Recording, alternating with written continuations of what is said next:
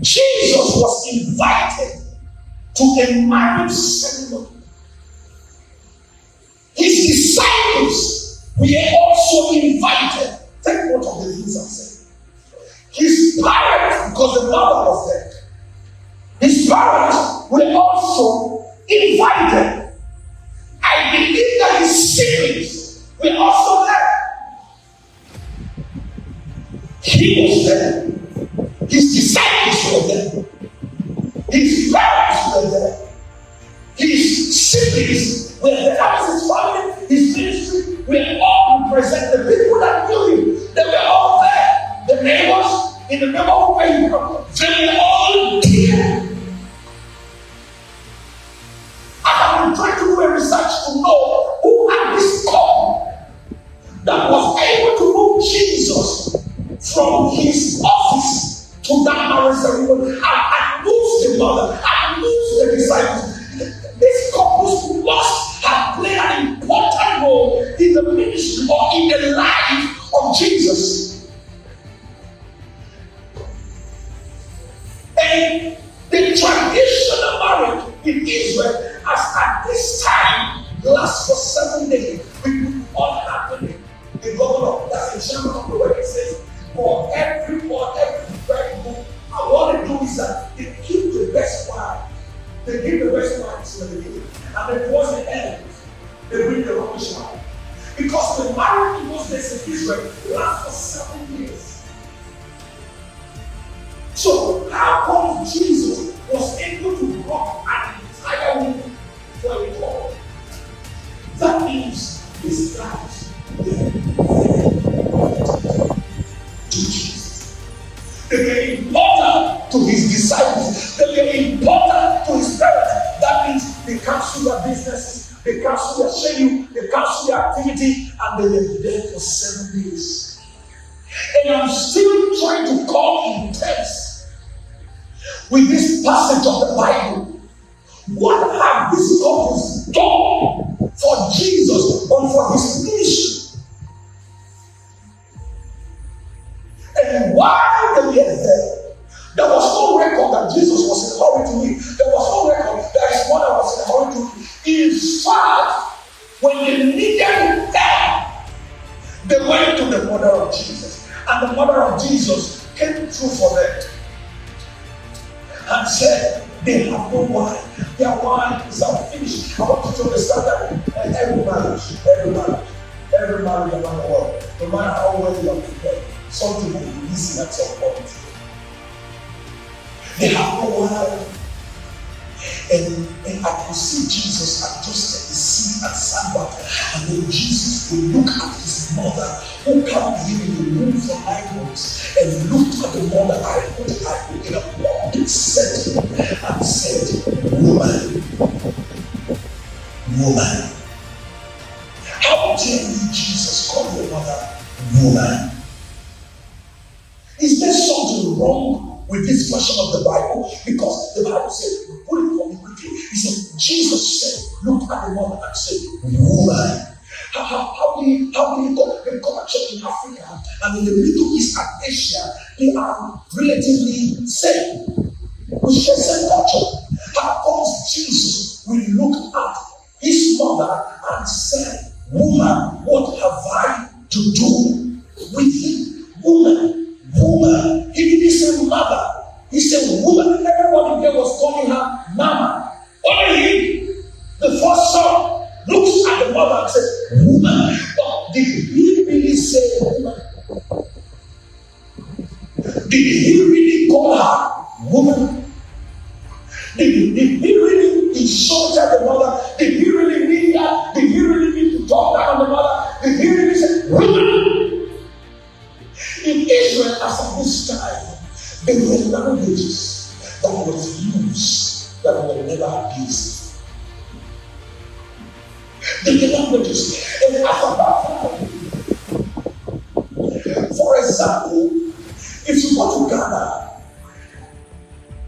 and I want to call my mom as a Ghanaian, the mothers in Ghana are very okay when someone says, Auntie this,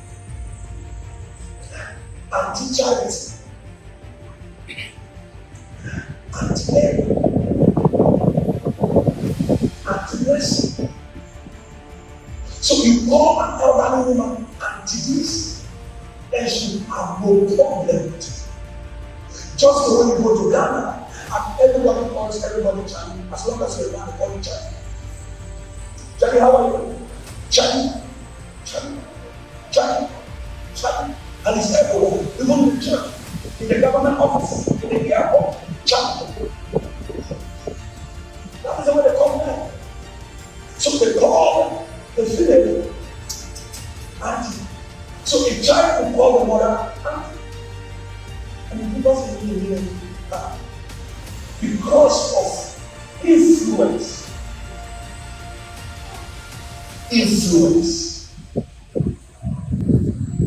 You understand that?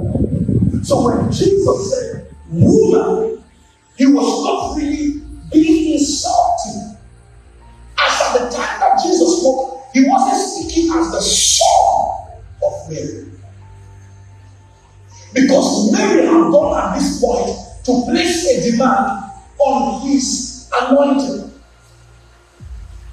They were operating, both of them, as a spiritual father and a spiritual daughter.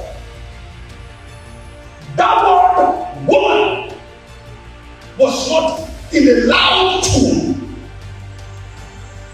It was in the course of translation that there is no better word to be used to equate the word that Jesus used.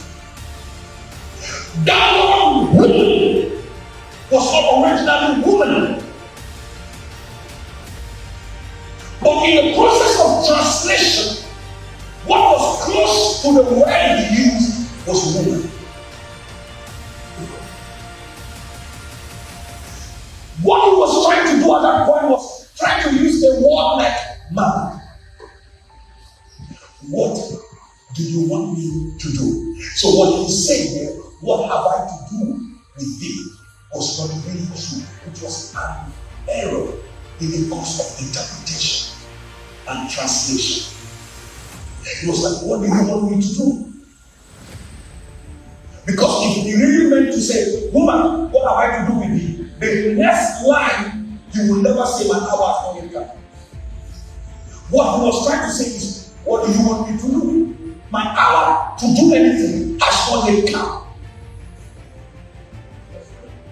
That was what he was trying to communicate.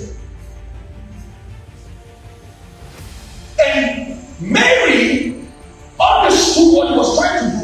And so look at verse 5. Mary understood because Mary had nurtured him and understand how his ministry is going. So when he said, my hour has not yet come, Mary understood and went to the disciples and look at it. The Bible says, his mother said unto the servant, whatever he said unto you to do, do it.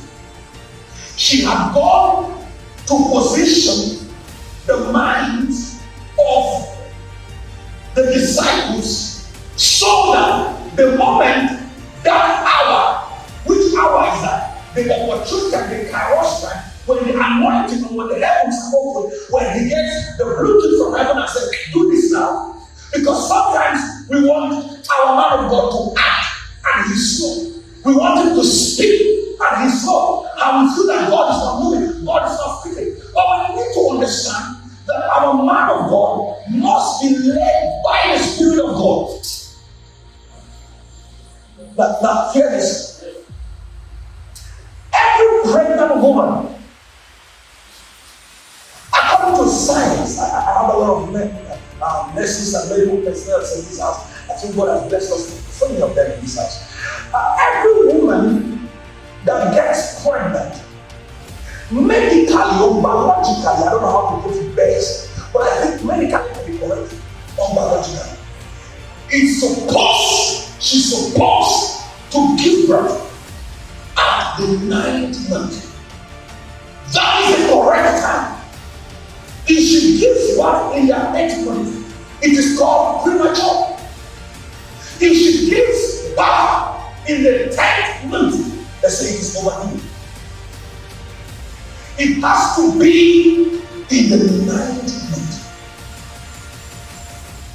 For certain miracles to be worked out, it must be in the kairos moment, in the due time, in the opportune time.